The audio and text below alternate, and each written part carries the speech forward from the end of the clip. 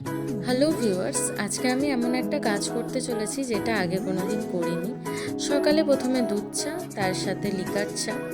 কারণ সকালবেলায় আমার হাজব্যান্ডের দুধ চা ছাড়া চলে না, আর আমি লাল চাটাই প্রেফার করি সকালে। ওর সকাল হোক কি বিকেল, ওর দুধ চাটাই লাগে। চা কমপ্লিট করে আমি আগের দিনের একটু লেফট ওভার ছিল পোলাও আর আলুর দম, সেটা খেয়ে নিলাম। তারপর আমি ফ্রিজটা পরিষ্কার করতে বসলাম।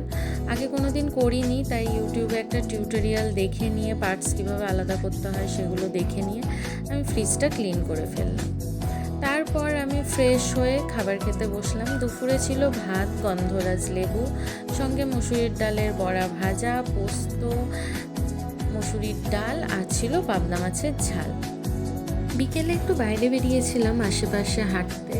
ফেরার সময় আকাশটা দেখতে খুব সুন্দর লাগছিল, অন্ধকার হয়ে এসেছিল, সূর্য অস্ত যাচ্ছিল। সন্ধ্যাবেলায় একটু চা খেতে ইচ্ছা করছিল, সঙ্গে ছিল চপ। আমার বরমশাই এক্সাইটমেন্টে অর্ধেক চপ খেয়ে ফেলেছে। আজকের দিনটাও এইভাবেই কেটে গেল।